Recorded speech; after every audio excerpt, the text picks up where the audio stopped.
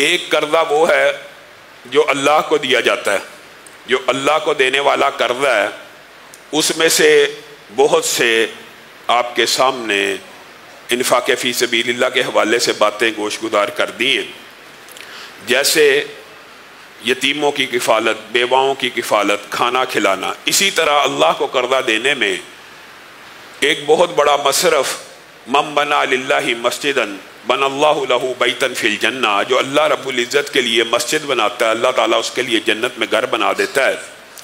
اور بالعموم ہو سکتا ہے کہ لوگوں کے پاس اتنے پیسے نہ ہوں کہ پوری کی پوری مسجد خود بنا سکیں، تو وہ کیا کریں؟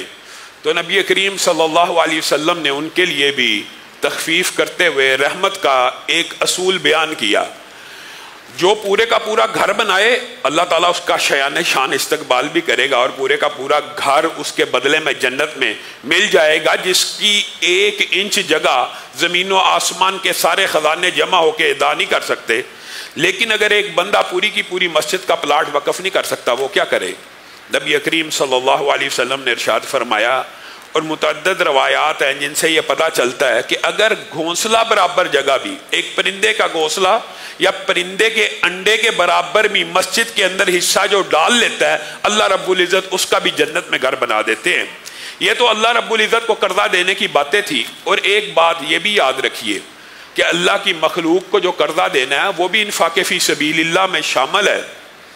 نبی کریم صلی اللہ علیہ وسلم نے فرمایا، کل قیامت کے دن ایک ایسا شخص بھی ہوگا، اللہ تعالیٰ اس سے پوچھیں گے کہ کیا نیکیوں کے اعمال لے کے آئے؟ وہ بندہ کہے گا، اے اللہ، نیکیوں کے بہت سے اعمال موجود نہیں ہیں، غافل تھا، لیکن ایک کام ضرور کیا کرتا تھا، اپنے منشی کو، اپنے ملازم کو کہا کرتا تھا، جو مالدار لوگ ہیں ان سے تو رقم لے آؤ جو میں نے لینی ہے، گرائی کی شکل میں، قرض کی شکل میں، لیکن جو مجبور، تنگ دست، مفلوق الحال بندے ہیں ان کے اوپر نرمی کرو اور ان کو وقت دے دو۔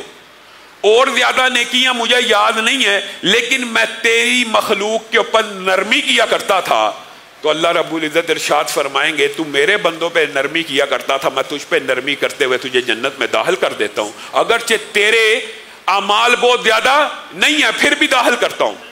میرے بھائیو، امام احمد نے سیدنا بریدہ رضی اللہ تعالیٰ عنہ سے ایک عجیب و غریب حدیث کو روایت کیا، اور اس کی سند حسن ہے۔ حضرت بریدہ کہتے ہیں، اور یہ بات بھی یاد رکھ لیجئے کہ قرضے کے حوالے سے ذخیرہ احادیث میں، یعنی کسی مسلمان بھائی کو قرضہ دینے کا جو اجر و ثواب ہے، اس کے بارے میں 5 باتیں ملتی ہیں۔ اور بظاہر کوئی بندہ یہ سمجھ سکتا ہے کہ شاید آپس میں تضاد ہے، جیسے امی عائشہ کئی مرتبہ چھوٹا سا قرضہ لیا کرتی تھی اور کیا کہا کرتی تھی کہ میں نے رسول اللہ سے سنا ہے کہ جو قرضہ لیتا ہے واپس کرنے کی نیت سے اللہ کی مدد شامل حال ہو جاتی ہے، اس نیت سے قرض لیتی ہوں۔ اور دوسری حدیث کیا، اللہ تعالیٰ مجھے قرضے سے بچائے۔ یہ بھی منکرین حدیث کو آپس میں ٹکراتی ہوئی نظر آتی ہیں۔ بعض حدیثوں کے اندر آپس میں تعارض عقل کو محسوس ہوتا ہے، حقیقت میں نہیں ہوتا، تو اس کی تشریح بھی محدثین نے کر دی۔ اتنا قرضہ لینا نیکی کے کام میں اپنی جائز ضرورت کے اندر، اس کے اندر جب انسان قرضہ لیتا ہے تو اللہ کی مدد شامل حال ہو جاتی ہے، اور اللہ تعالیٰ کے فرشتے بھی اور اللہ تعالیٰ بھی اس کی مدد میں لگ پڑتا ہے۔ اور ایک بندہ جائز ضروریات ہوں چاہے لیکن دنیاوی ہیں، اور ایک ہے نیسیسٹیز کے لیے قرضہ لینا، ایک ہے لگژریز کے لیے قرضہ لینا۔ جو بندہ نیسیسٹیز اور ضرورت کے لیے قرضہ لیتا ہے اس کے شامل حال مدد اللہ کی ہو جاتی ہے، ادائیگی کی نیت ہے۔ اور ایک بندہ صرف لگژریز اویل کرنے کے لیے قرضہ لیتا جا رہا ہے اور اپنے جیب اور استطاعت سے بڑا قرضہ لے رہا ہے، تو اس قرضے کے لیے رسول اللہ صلی اللہ علیہ وسلم نے کہا ہے کہ اللہ تعالیٰ قرضے سے بچائے اور لوگوں کی غضب سے بچائے، جو قرضہ لینے کے بعد انسان سے جب مانگنے کا تقاضا کرتے ہیں تو انسان پریشان ہو جاتا ہے۔ تو گویا حدیث میں تعارض کوئی نہیں ہوتا، یہ انسان کی عقل کا تعارض ہوتا ہے۔ اسی طرح 5 جو قرضہ بھی انفاق کی قسم ہے، جی ہاں، اس کی 5 مختلف ثواب بیان ہوئے ہیں۔ ان میں سے سیدنا بریدہ ایک جو ثواب بیان کرتے ہیں وہ یہ ہے، میرے بھائیو، آپ نے 1000 کسی کو صدقہ دیا آج، اور رمضان کے اندر اسلاف کی یہ روٹین ہوا کرتی تھی کہ روزے کا کوئی دن، روزے کی کوئی رات ایسی نہیں تھی گزرتی جس دن یا رات کو وہ انفاق فی سبیل اللہ نہیں تھے کرتے۔ 30 کے 30 دن کیا کرتے تھے. لیکن آپ یہ دیکھیں کہ آپ نے آج 1000 صبح دیا, 1000 شام کو دیا, 1000 صبح دیا, 1000, ہر بندہ اپنی جیب کے مطابق صدقہ کر رہا ہے. رمضان کا مہینہ, ایک بندہ اس کی جیب نہیں ہے کہ وہ ہر روز 1000 صدقہ دے سکے. وہ کیا کرے؟ اگر حقیقت میں کوئی مسلمان بھائی ضرورت مند ہے, اس کو 1000 قرضہ دے دے. سیدنا بریدہ بیان کرتے ہیں, میں نے رسول اللہ سے خود سنا ہے, جو بندہ کسی بندے کو قرضہ دیتا ہے, ہر روز اس کے نامہ اعمال میں اتنے ہی کا انفاق لکھ دیا جاتا ہے. پہلی حدیث یہ بھی تھی رسول اللہ صلی اللہ علیہ وسلم سے, عبداللہ ابن مسعود نے جو حدیث بیان کی ہے وہ یہ ہے, صدقہ جو ہے وہ نصف, یعنی جو قرضہ جو ہے وہ نصف صدقے کے برابر ہے. یہ حدیث بھی صحیح ہے.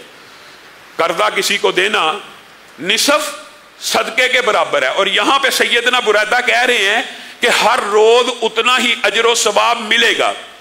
یہی سیدنا بریدہ کہتے ہیں, ایک دن رسول اللہ صلی اللہ علیہ وسلم نے دوبارہ کہا کہ جو کسی کو قرضہ دیتا ہے اس کو پہلے کہا تھا کہ ہر روز اتنا ہی صدقے کے برابر اجر ملے گا, اور ایک دن رسول اللہ صلی اللہ علیہ وسلم نے فرمایا اس کو دگنا اجر ملے گا.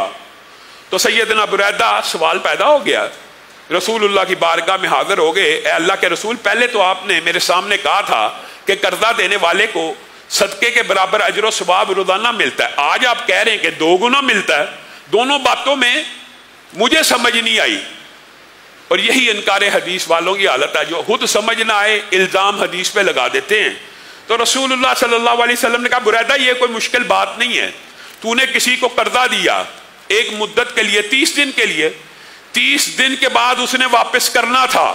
30 دن تیرے نامہ اعمال میں ہر روز وہ 1000 کا 2000 کا جتنا تو نے دیا ہوا ہے نیکی اور انفاق فی سبیل اللہ لکھا جا رہا ہے. اب 30 دن مکمل ہو گئے, 31ویں دن بندہ آیا ہے اور کہنے لگا آج میرے سے پیمنٹ ارینج نہیں ہو سکی, مجھے 30 دن مزید دے دیجئے, 10 دن مزید دے دیجئے. تو اب جو تو قرضہ دے گا کہ مدت مقرر ہو جانے کے بعد جس مدت پہ اس نے واپس کرنا تھا اس مدت پہ اس نے واپس نہ کیا اور تو نے پھر بھی اسے مہلت دے دی, تو اس قرضے کا بدلہ 1 گنا نہیں بلکہ 2 گنا کر کے لٹایا جائے گا. کوئی تضاد نہیں حدیثوں میں. پھر رسول اللہ صلی اللہ علیہ وسلم نے بیان کیا, یہ بھی حسن درجے کی حدیث ہے, کہ جنت میں ایک شخص داخل ہوا, اس نے کیا دیکھا, جنت میں لکھا ہوا ہے کہ انفاق فی سبیل اللہ کا اجر 10 گنا ہے اور اللہ کے راستے میں کسی مخلوق کو قرضہ دینے کا اجر 18 گنا ہے. ایک جگہ رسول اللہ صلی اللہ علیہ وسلم فرما رہے ہیں کہ قرضہ دینے کا اجر آدھے صدقے کے برابر, ایک کہہ رہے ہیں ہر روز صدقے کے برابر, پھر کہہ رہے ہیں دگنا, یہاں پہ 18 گنا زیادہ ہے. گویا ایسے لگتا ہے کہ جیسے حدیثیں ٹکرا رہی ہیں, لیکن یہ بات نہیں, یہ دینے والے کی نیت کے اوپر, اخلاص کے اوپر بھی ڈیپینڈ کرتا ہے. اور 18 گنا کی جو بات ہے اس کے اندر بھی محدثین نے حکمتیں بیان کر دی ہیں. کہا جب بندہ انفاق فی سبیل اللہ کرتے ہوئے صدقہ کرتا ہے تو وہ دے دیتا ہے, اس کو واپسی کی امید نہیں ہوتی, لیکن جب کسی کو قرضہ دیا ہوتا ہے تو واپسی کی پوری امید ہوتی ہے. گویا جب پھر اس کو واپس نہیں کیا جا رہا ہوتا وہ دوبارہ انفاق کر رہا ہوتا ہے, جب پھر واپس نہیں کیا جا رہا ہوتا وہ دوبارہ انفاق کر رہا ہوتا ہے.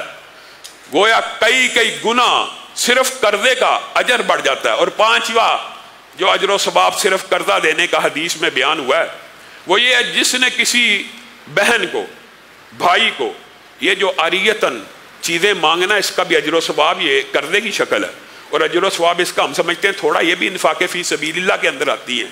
بلکہ رسول اللہ صلی اللہ علیہ وسلم نے اور قرآن نے تو کہا کہ جو برتنے کی چیزیں عاریتاً یا ادار نہیں دیتے ان کو ڈرنا چاہیے اللہ سے. برتن مانگ لینا, چمچ مانگ لینا, پلیٹ مانگ لینا, گلاس مانگ لینا, یہ بھی دینا اجر و ثواب ہے. لیکن ایک بہن ہے, بیٹی ہے, عورتیں ہیں, ایک دوسرے سے کیا مانگتی ہیں شادی پہ جانا, مجھے اپنا فلاں سونے کا سیٹ دے دے, چاندی کا سیٹ دے دے, یا کسی کو ضرورت پڑ گئی قرض کے طور پہ کسی سے سونا لیتا ہے, چاندی لیتا ہے. صحیح حدیث ہے یہ بھی, سونا اور چاندی قرض دینے والا. انفاق فی سبیل اللہ کے فضائل آپ کے سامنے گزشتہ کئی دنوں سے رکھ چکا ہوں. یہاں پہ قرض دینے کی بات ہو رہی ہے, 4 چیزوں کا قرض, 4 چیزیں یہاں پہ رسول اللہ صلی اللہ علیہ وسلم نے بیان کی ہے, جن میں سے 3 دینے کی ہیں اور 1 رہنمائی کی ہے. پہلی بات, سونا قرضے میں دیتا ہے, چاندی قرضے میں دیتا ہے. تیسری چیز جو قرضے میں دینے کی ہے وہ دودھ کا ذکر ہے. کہ دودھ پلاتا ہے، اس سے مراد کیا دودھ کا گلاس ہے؟ نہیں، اس سے مراد دودھ والا جانور دیتا ہے۔ گائے دے دی، مجھے 5-10 دن کے لیے دے دے، میرے بیوی بچے ہیں، میں آپ کو واپس کر دوں گا۔ مجھے بکری دے دے، میں اس کا دودھ دو لیا کروں گا۔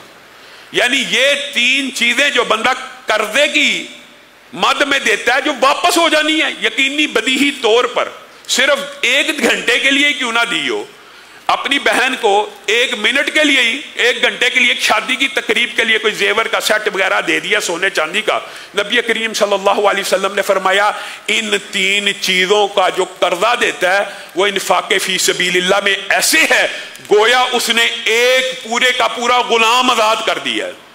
سبحان اللہ۔ اور اس کے ساتھ جو چوتھا ذکر اس حدیث میں موجود ہے، آپ سے کوئی رستہ پوچھتا ہے فلاں علاقہ کہاں ہے، آپ اس کو کہتے ہیں وہاں ہے، وہاں، اس میں بھی ہمیں اپنے اوپر غور کرنا چاہیے۔ یہ بھی صدقے کی ایک قسم ہے۔ جب آپ کسی کی صحیح رستے کی طرف رہنمائی کریں، حدیث کے الفاظ ہیں، عموماً ہم سے رستہ پوچھا جاتا ہے فلاں علاقہ کی طرح، جی ادھر کو چلے جائیں، روک کے اس کو اچھی طرح بریف کر کے اگر بتلایا جائے گا تو رسول اللہ صلی اللہ علیہ وسلم نے کہا ایک مسلمان کی صرف اتنی سی مدد کرنا، راستے کی رہنمائی کرنے والے کو بھی اتنا اجر و ثواب ملے گا کہ گویا اس نے ایک غلام کو آزاد کرا لیا۔